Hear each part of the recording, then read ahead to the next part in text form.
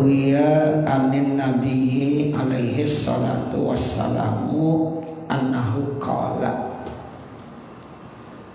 diriwayatkan dari Kanjeng Nabi alaihi salatu wassalam, annahu qala, sesungguhnya beliau Rasulullah sallallahu alaihi wasallam bersabda, man qarraba qurbanan idza qama min qabrihi ra'ahu qa'iman ala ra'si qabrihi. Artinya siapa yang melakukan ibadah kurban, apabila nanti dia dibangkitkan dari kuburnya, maka dia nanti akan melihat ya itu hewan korbannya ya berdiri dekat ya kepala dari kuburannya. Tuh, jadi itu hewan korban itu nanti siap menjadi kendaraannya. Jadi ketika dia dibangkitkan dari kubur, itu nanti Bapak Saudara, kata Rasulullah, ya itu hewan korban sudah siap ada di dekatnya, menjadi apa? Kendaraan yang siap mengantarkan dia menuju padang mahsyar.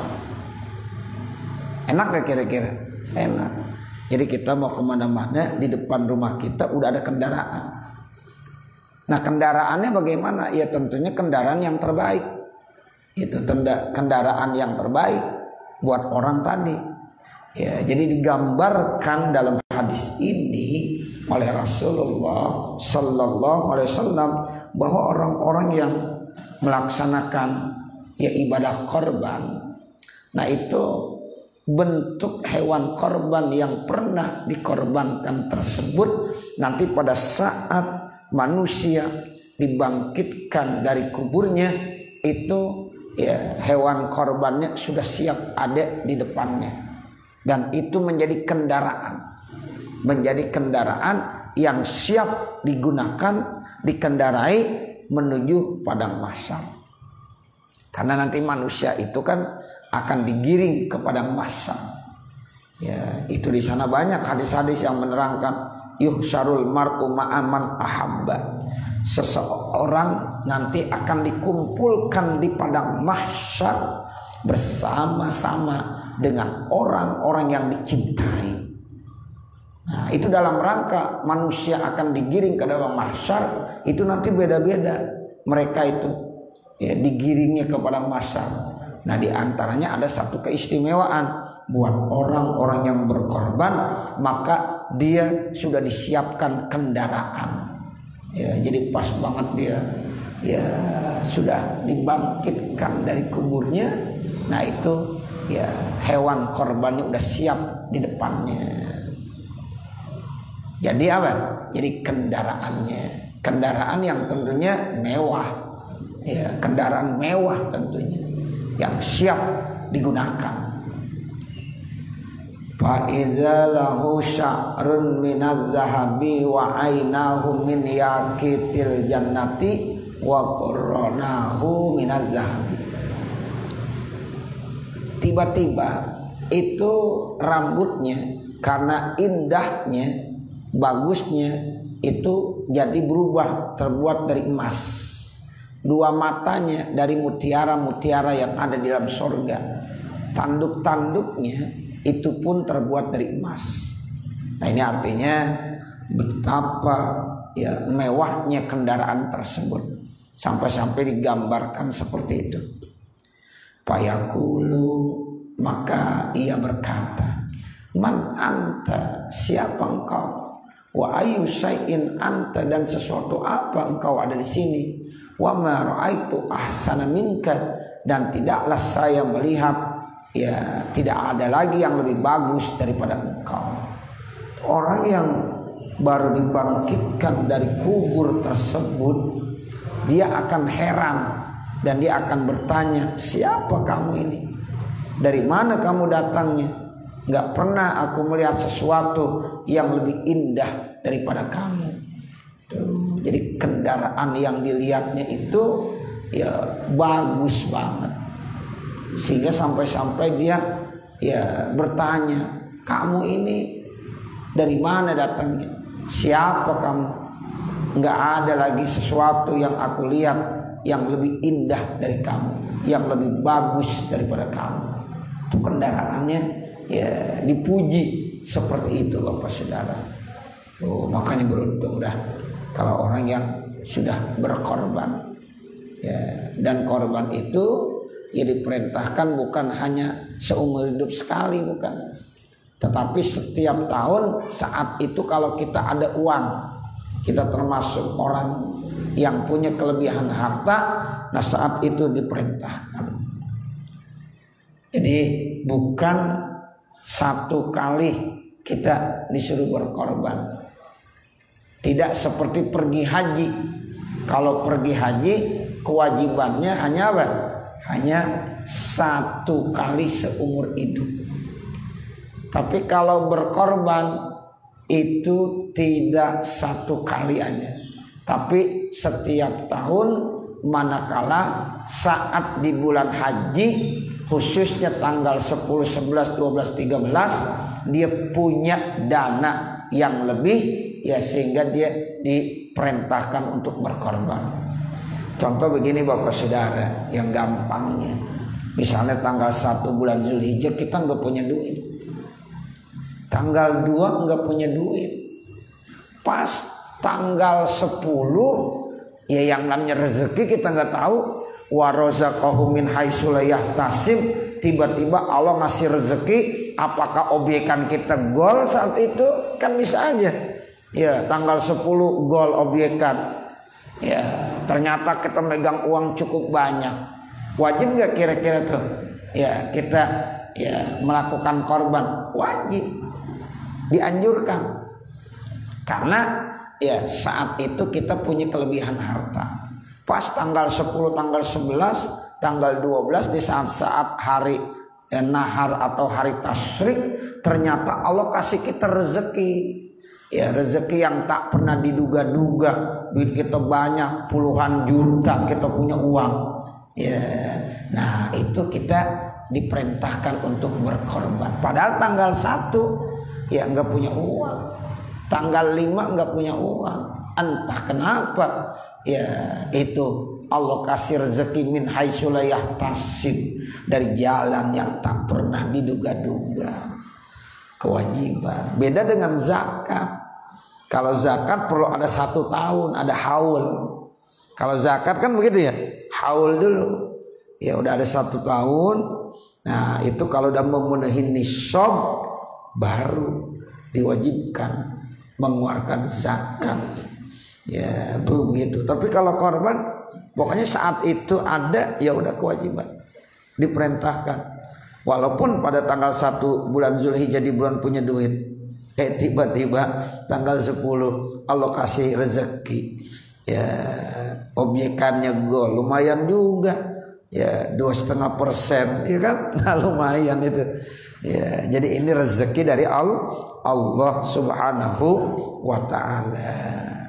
Beruntung gitu ya. Makanya ya insya Allah itu menjadi kendaraannya yang terbaik nanti. Banyak hadis-hadis yang kita sudah baca ya, dari pada pertemuan minggu yang lalu kita sudah jelaskan ya hadis-hadis Nabi ya, sehingga orang yang berkorban itu ya insya Allah nanti dia punya kendaraan secara khusus, karena orang ya nanti memasuki ya sorga, jangankan di padang mahsyar, waktu berjembat di sirat aja itu macam-macam bentuknya. Ada yang ngesot, ada yang jalan, ada yang berlari, bahkan ada yang berkendaraan. Tuh, ada yang berkendaraan, ada yang ngesot. Tapi alhamdulillah walaupun ngesot sampai juga, ya sampai juga. Tapi ada juga yang ya dia berjembat langsung terpleset jatuh, ada yang begitu. Makanya Nabi pada saat berjembat dibilang sabit qadama ummati, ya Allah mantapkan kaki umat saya pada saat nanti berjembat di siratal mustaqim. Jadi semua orang yang mau masuk surga mesti lewat sirat. Nggak ada yang kagak lewat. Bahkan Nabi pun itu melewati yang namanya titian sirat. Jadi Nabi itu yang pertama. Semuanya bakalan lewat situ.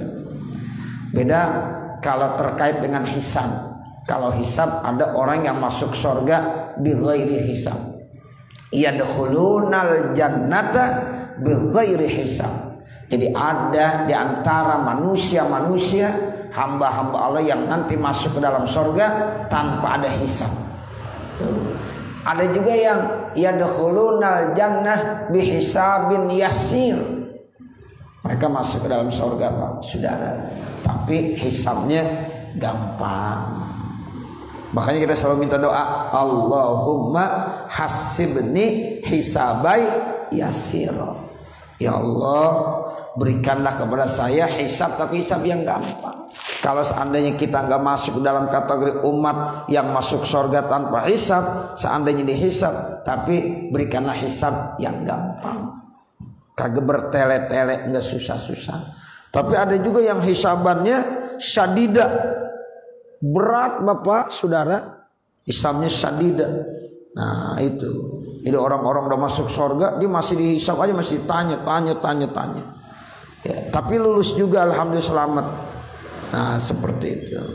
Nah ada lagi yang memang dihisabnya tapi dia nggak selamat. Ya itu begitulah manusia. Tapi kalau yang namanya sirat pasti melewati semuanya. Ya kalau terkait dengan hisab, ada yang dihisab, ada yang tidak. Ada yang hisabnya berat, ada yang hisabnya gampang.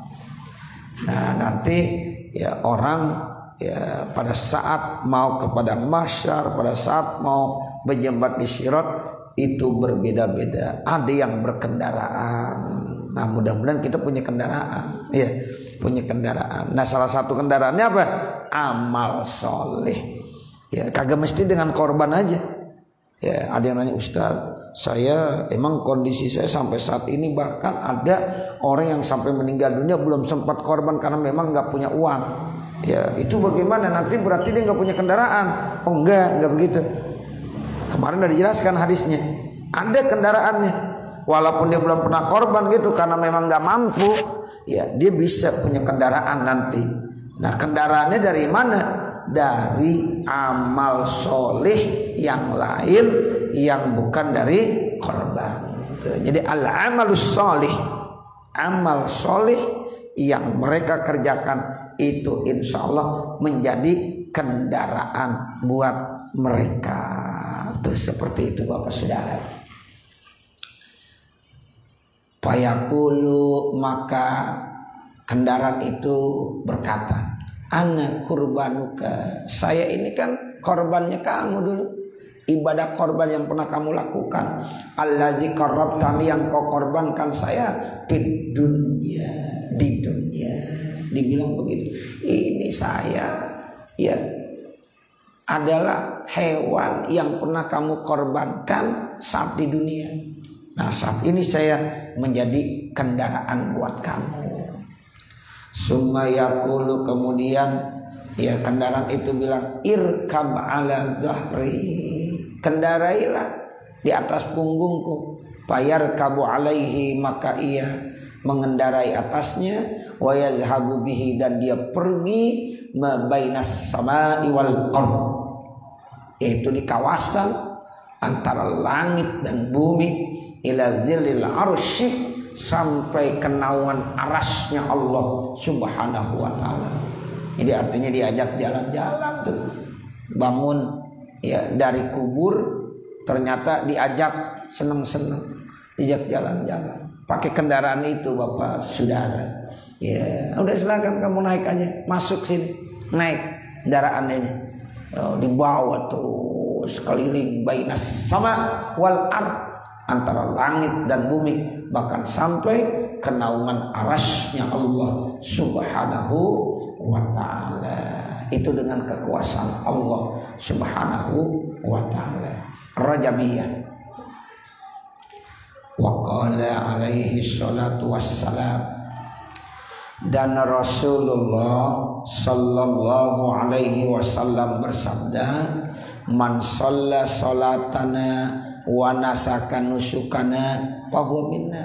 Siapa-siapa yang sudah melaksanakan sholat dari sholat-sholat yang kami ya wajibkan, dan dia telah melaksanakan nusuk, ibadah-ibadah ya seperti haji ya, termasuk korban, nah itu termasuk ibadah-ibadah kami, fahuwa minna, maka dia termasuk kelompok kami.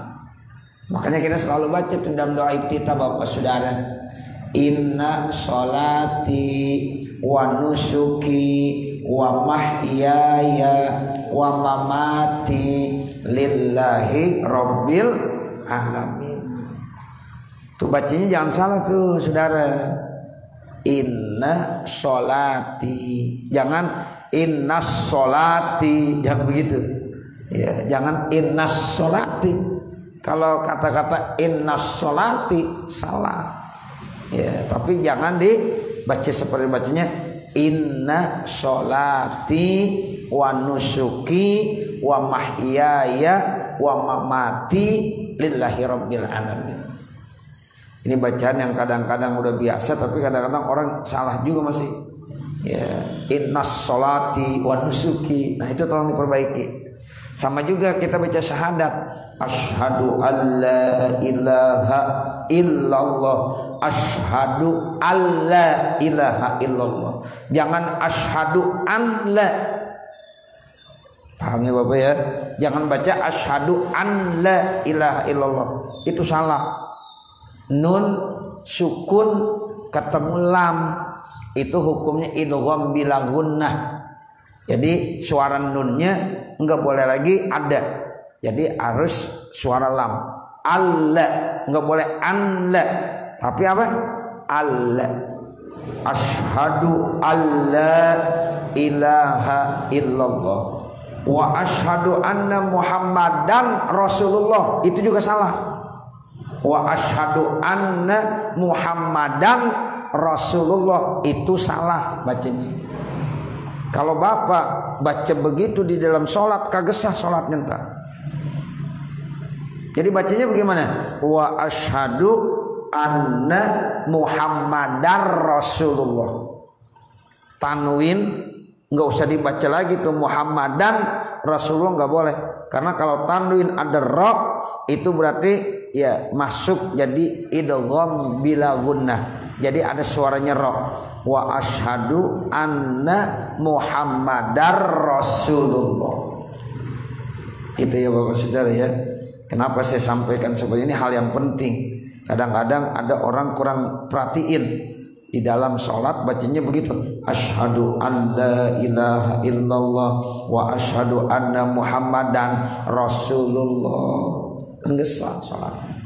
Karena ya tasyahud akhir itu termasuk rukun qauli. Baca tasyahud rukun qauli. Kalau rukun qauli mesti benar ucapannya. Sama seperti kita baca Fatihah. Di dalam sholat baca Fatihah itu harus benar, dari huruf-hurufnya jangan sampai salah. Sama seperti kita membaca tasyahud. Sama seperti membaca salam yang pertama, assalamualaikum. Jangan salamualaikum. Kalau kita sholat assalamualaikum, kurang alif lamnya, enggak sah. Assalamualaikum, gitu ya. Assalamualaikum warahmatullah. Jangan assalamualaikum warahmatullah. Assalamualaikum. Kadang-kadang ada yang begitu. Assalamualaikum. Boleh enggak? Enggak boleh. Ya, bacanya assalamualaikum. Atau kadang-kadang kita baca salam gini, assalamualaikum, waalaikumsalam. Jangan waalaikumsalam. Assalamualaikum apa jawabnya? Waalaikumsalam, salah. Assalamualaikum jawabnya apa? Waalaikumsalam. Bukan waalaikum salam. Assalamualaikum. Waalaikumsalam. Banyak orang jawabnya waalaikumsalam. Itu begitu. Ya. Enggak boleh. assalamu alaikum, jawabnya waalaikumsalam. Gitu. Jangan waalaikumsalam, jangan. Tapi waalaikumsalam. Itu seperti itu. Jadi ketika kita sholat tuh assalamu alaikum. Kalau nggak pakai alif lamnya nggak boleh. Assalamu alaikum. Ya, jangan assalamu alaikum warahmatullah. Itu gara-gara itu doang tuh kagak sah sholat kita. Padahal dari awal benar semua. Ya, dari awal benar semua. Tinggal salam. Assalamualaikum warahmatullah. Tuh gitu Bapak Saudara. Diperhatiin. Sama seperti tadi baca innas sholati salam. Ya, enggak boleh. Ya, tapi bacanya gimana? Inna sholati. Ya, begitu. Wa nusuki wa mahyaya wa mamati lillahi rabbil alamin. Sama baca takbirul ihram, jangan dipanjangin barnya. Allahu akbar. Boleh enggak begitu? Enggak boleh. Allahu akbar. Banyak enggak boleh dipanjangin. Ada orang azan begitu. Allahu akbar. Allahu akbar. Begitu. Salah enggak dah? Salah. Ya. Jadi harus benar-benar kita paham apa yang kita baca, ya huruf-hurufnya, ya itu harus paham. Yang panjang dipanjangin, yang pendek jadi pendekin. Jangan yang pendek dipanjangin. Allahu akbar, ya nggak boleh. Nah ini jadi kita kembali ke masalah ini. Siapa-siapa yang sholat, ya yang memang itu dia sudah melaksanakan perintah kami, melaksanakan ibadah yang kami perintahkan, fahuwa minna, kata Nabi, maka orang itu diakui sebagai umat kami, kelompok kami, golongan kami. Tapi sebaliknya kata Nabi, wa man lam yusalli salatana wa lam yudahi falaysa minna in kana ghaniya. Siapa yang tidak melaksanakan sholat dari sholat yang telah kami perintahkan dan dia tidak berkorban, ya padahal dia kaya, dia mampu, maka dia tidak masuk dari golongan kami. Tuh. Siapa yang kagak mau berkorban, ya padahal dia kaya, falaysa minna. Makanya yang kemarin ada hadisnya tuh, ya siapa-siapa yang punya kekayaan, ada uangnya, tapi dia nggak mau berkorban, lalu dibilang apa? Fala yaqrabanna musallana. Atau dalam hadis yang lain, fal yamut insya'ah yahudiyan au nasraniya. Itu kemarin kita bahas hadisnya. Nah ini sama memperkuat dari hadis yang kemarin. Ya, jadi kata Nabi, kalau ada orang yang punya kekayaan namun dia tidak mau berkorban, falaysa minna, tidak diakui sebagai umat kami. Nah, kita kan nggak mau diakui sebagai umat Nabi Muhammad. Kita inginnya dijadikan sebagai umat Nabi Muhammad sallallahu alaihi wasallam. Jangan sampai ya kita itu tidak diakui sebagai umat Nabi Muhammad sallallahu alaihi wasallam. Nah, kemudian dilanjutkan lagi, waqala alaihi salatu wassalam, dan Rasulullah sallallahu alaihi wasallam bersabda, kata Rasulullah, khiyaru ummati yudahuna wasyiraru ummati la yudahuna. Jadi sebaik-baik umatku mereka adalah yang berkorban, dan sejahat-jahat sejelek-jelek umatku mereka yang tidak mau berkorban. Jadi yang mau berkorban itu adalah hamba yang terbaik dari Rasulullah. Ya, yang tidak mau berkorban itu yang ya buruk.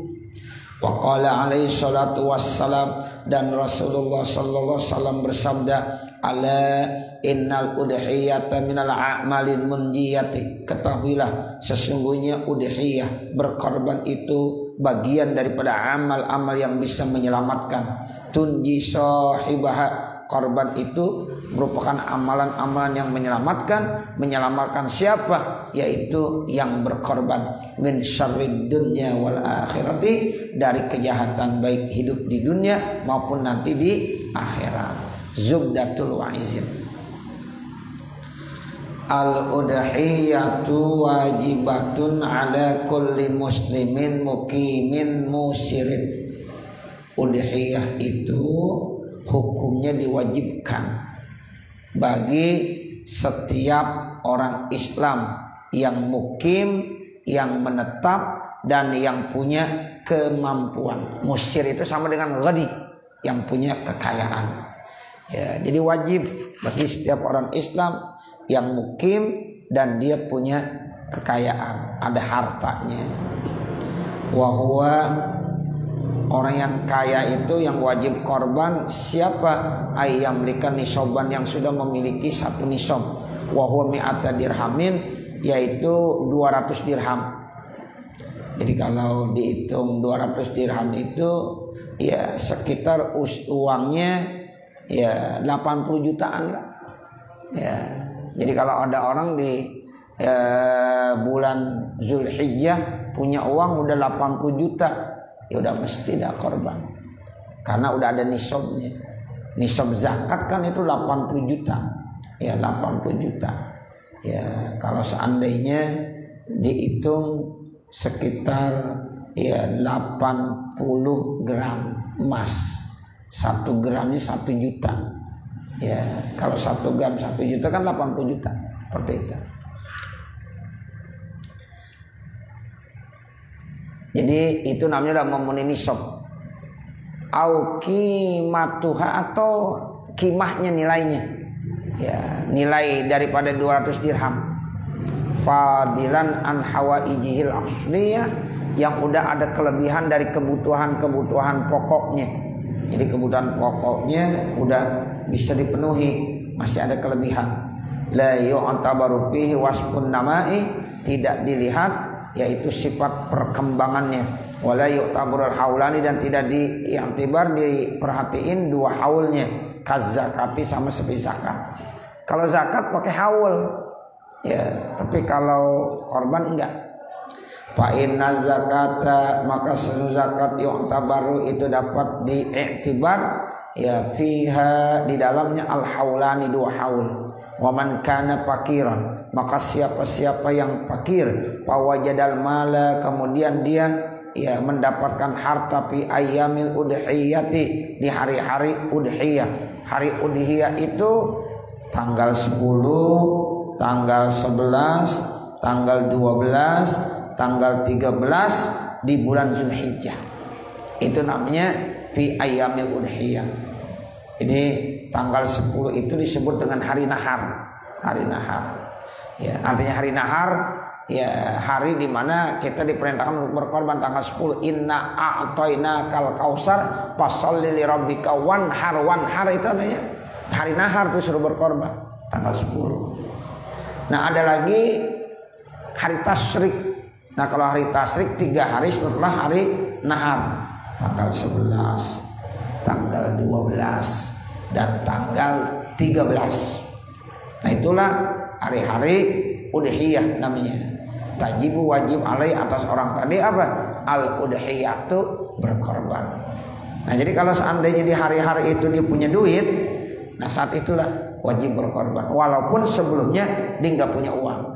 Tapi di hari-hari itu mulai tanggal 10, tanggal 11, tanggal 12, tanggal 13 ada ya harta yang dimilikinya cukup ya untuk makanan pokok, sudah ada kelebihannya, uangnya masih puluhan juta. Nah, itu silahkan untuk dia berkorban. Wa man kana ghaniyan, siapa-siapa yang kaya. Ada orang kaya, fatali pemalu, ternyata hartanya ya hancur, ludes. Apakah itu sebab kebakaran? apakah dengan sebab pencurian, perampokan, atau apa saja. Fi ayyamil udhiyati, pada hari-hari udhiyah mulai tanggal 10. Ternyata orang kaya, ya dia tanggal 10 habis hartanya 11, 12, 13. Nah itu bagaimana? Saqatat anhul udhiyatu, gugur enggak kewajiban dia berkorban. Jadi ketika tanggal 10 ya enggak punya uang, 11, 12, 13 ya itu dia enggak kewajiban. Walaupun sebelumnya dia banyak duitnya. Di bulan Syawal duitnya banyak, di bulan Zulqa'dah uangnya banyak. Pas di bulan Zulhijjah tanggal 9, tanggal 10, tanggal 11 misalnya, atau tanggal 10 sampai tanggal 13 misalnya, itu hartanya hilang, ya lenyap, ya apakah disebab pencurian, kebakaran dan lain dan sebagainya, maka otomatis enggak kewajiban dia berkorban. Tuh seperti itu. Jadi dilihat hari haknya. Ya kalau hari haknya ada wajib. Kalau hari haknya enggak ada, enggak wajib. Hari-hari sebelumnya enggak dinilai itu Bapak Saudara. Ya, yang tadi saya sampaikan, walaupun di bulan Syawal di banyak duitnya, di bulan Zulqa'dah banyak duitnya, tapi pada hari haknya saat diwajibkan berkorban dia enggak punya, ya enggak wajib dia. Sebaliknya di bulan Syawal enggak punya duit, di bulan Zulqa'dah enggak punya uang, ternyata pas hari haknya duitnya banyak, Allah kasih rezeki min ya apa layah tasib, dari hal yang tak pernah diduga-duga, warzaqomin min haitsu layah tasib, Allah kasih rezeki dari jalan yang tak pernah diduga-duga. Nah pada hari haknya orang itu punya kewajiban untuk berkorban. Jadi ada bedanya sedikit ya. Nah itu terkait dengan korban begitu ya. Jadi yang penting dilihat hari haknya. Hari haknya itu tanggal 10, tanggal 11, tanggal 12, tanggal 13. Kalau memang di hari itu dia punya kekayaan, maka wajib.